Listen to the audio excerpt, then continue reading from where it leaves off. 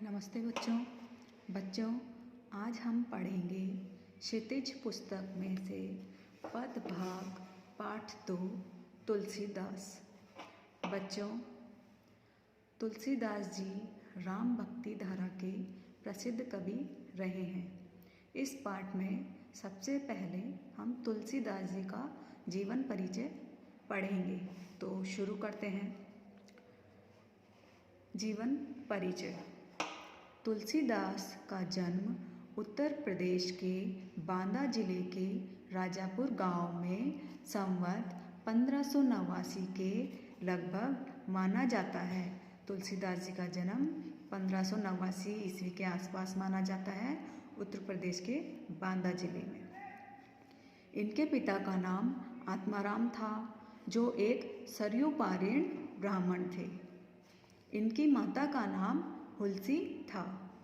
कहा जाता है कि तुलसीदास अभुक्त मूल नक्षत्र में पैदा हुए थे तथा जन्म लेते ही इनकी अवस्था 5 वर्ष के बालक के समान थी। जब तुलसीदास जी का जन्म हुआ था तो ऐसे दिखते थे वो जैसे कि 5 वर्ष का बालक हो। मुंह में दांत भी निकले हुए थे। भय की आशंका के चलते माता पिता ने इन्हें त्याग दिया। तो जब इनका जन्म हुआ, दिखने में ये बहुत बड़े लगते थे, 5 वर्ष के बालक के समान। इनके माता पिता डर गए और इन्होंने जन्म के पश्चात ही इनके माता पिता ने इन्हें त्याग दिया तथा मुनिया नामक दासी को दे दिया। इनके माता पिता ने इन्हें मुनिया नामक दासी को दे दिया, जिसने इनका पालन पोषण किया। इनका बाल्यकाल कष्टपूर्ण बीता। कष्टपूर्ण मतलब परेशानियों में बीता। कवितावली में ये लिखते हैं। इनकी जो रचना है तुलसीदास जी की कवितावली, उनमें इन्होंने लिखा है, मातु पिता जग जाय तजो, विदिहु न लिख्यो कछु भाल भलाई। माता पिता ने इन्हें त्याग दे दिया और उसके पश्चात इन्हें कई कठिनाइयों का सामना झेलना पड़ा।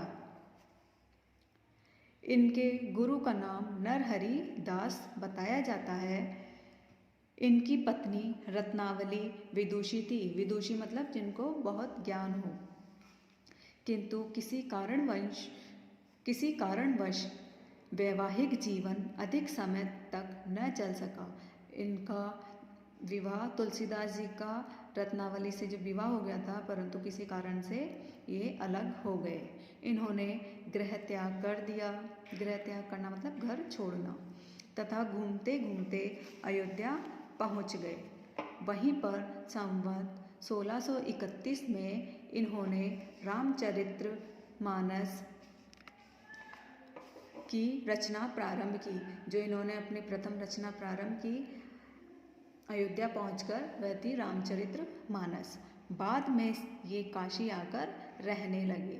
जीवन के अंतिम दिनों में पीड़ा शांति के लिए इन्होंने हनुमान की स्तुति की, जो हनुमान बाहुक नाम से प्रसिद्ध है। जब इन्होंने अपनी रचनाएं प्रारंभ की तो अयोध्या में इन्होंने रामचरित्र मानस लिखना प्रारंभ किया और अंतिम समय में हनुमान के प्रति इनका लगाव होने से, स्तुति करने से इन्होंने अपनी रचना लिखी, हनुमान बाहुक। इनकी मृत्यु के संबंध में निम्नलिखित दोहा प्रसिद्ध है। संवत 1680 अर्थात 1680 ईस्वी में 80 गंग के तीर का अर्थ है किनारा, गंग यहाँ गंगा के लिए आया है। 1680 ईस्वी में गंगा नदी के किनारे श्रावण शुक्ल सप्तमी, श्रावण के महीने में शुक्ल की सप्तमी तिथि को तुलसी तज्यो शरीर, तुलसीदास जी ने तज्यो मतलब त्याग दिया शरीर। 1680 ईस्वी में गंगा नदी के किनारे श्रावण के महीने में सप्तमी तिथि को तुलसीदास जी ने अपना शरीर त्याग दिया था। इन्होंने राम के अनन्य भक्त के रूप में दास्य भाव अपनाते हुए अनेक काव्य ग्रंथों की रचना की। जो तुलसीदास जी थे वो राम के भक्त थे, जिनमें से निम्नलिखित प्राप्त है। इन्होंने कई रचनाएं लिखी है, उनमें से जो अभी मौजूद है वह रचनाएं इस प्रकार हैं: रामचरित्र मानस, विनय पत्रिका, दोहावली, गीतावली, कवितावली, रामाज्ञा प्रश्न, बरवे रामायण, जानकी मंगल, पार्वती मंगल, राम लनाहचु, वैराग्य संदीपनी तथा श्री कृष्ण गीतावली। तुलसी आदर्शवादी कवि थे, मतलब कि इनकी रचनाएं थी उसमें आदर्श की बातें बताई जाती थी, लोगों को अच्छी बातें सीखने को मिलती है इनकी रचनाओं से। इन्होंने आदर्श चरित्रों का सृजन कर हमें अपने दैनिक जीवन में उनके अनुकरण का संदेश दिया है। जिस प्रकार इन्होंने रामचरितमानस की रचना की और सत्य को आगे पहुंचाया, उस पुस्तक को पढ़कर या इनके अनेक ग्रंथों को पढ़कर हमें आदर्शवादी बनने की शिक्षा प्राप्त होती है। ये अवधी और ब्रज भाषा दोनों के पंडित थे। पंडित होना मतलब जानकार होना। जो तुलसीदास जी है, इन्होंने अपनी रचनाएं अवधी और ब्रज भाषा दोनों में ही रचित की है।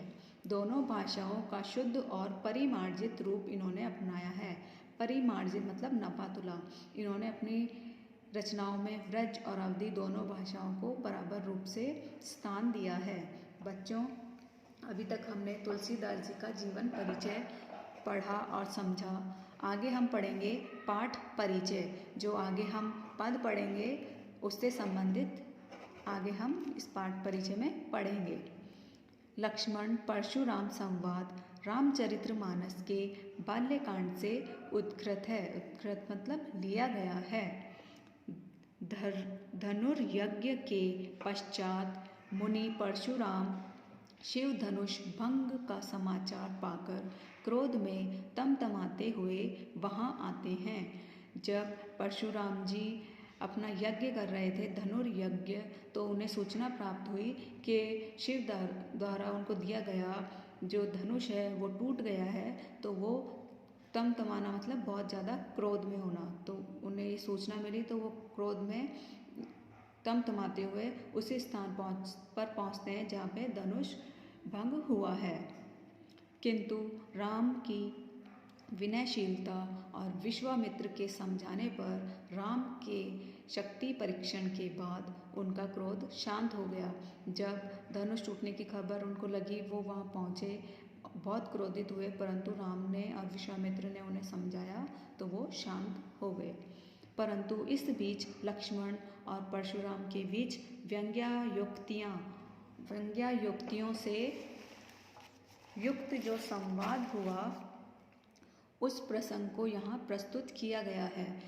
अर्थात जब परशुराम को पता चला उनका जो धनुष है वो टूट गया है, तो इस मामले को राम और विश्वामित्र ने शांत कराया, परंतु परशुराम की जो कठोर बातें सुनकर लक्ष्मण को क्रोध आ गया और वह उन पर व्यंग्य बाण छोड़ने लगे, अर्थात उन्हें बातें करने लगे जो उनको सही नहीं लग रही थी। परशुराम के क्रोध से भरे वचनों का उत्तर लक्ष्मण व्यंग्य वचनों से देने लगे। लक्ष्मण जहाँ विवाद वस्तल है, मतलब कि बात को और भी बढ़ाना विवाद वस्तल का अर्थ है, वहीं श्री राम नीतिज्ञ व सौजन्य के प्रतिमान के रूप में प्रकट होते हैं। यहाँ राम और लक्ष्मण दोनों का अलग अलग स्वभाव बताया गया है। विश्वामित्र संतुलन बिंदु है, अर्थात विश्वामित्र है जो दोनों पक्षों को समान महत्व देने वाले और झगड़े को शांत कराने वाले बताए गए हैं। वे चरम क्रोध की दशा में परशुराम के आवेश को प्रशमित करते हैं। प्रशमित का अर्थ है शांत करना। परशुराम का क्रोध भय से अधिक हास्य का अवलंबन बन गया। जब पूरी सभा में परशुराम अपने स्वयं की प्रशंसा कर रहे थे, तो जब लक्ष्मण ने उनको जवाब दिया व्यंग्य बाणों से, व्यंग्य वचनों से, तो सभी लोग हंसने लगे। तो ये जो उनका क्रोध था वह हास्य के रूप में हास्य का आलम्बन बन गया। तो बच्चों, अभी तक हमने पढ़ा तुलसीदास का पाठ जीवन परिचय और पाठ परिचय। आगे के जो पद है वो हम नेक्स्ट वीडियो में पढ़ेंगे।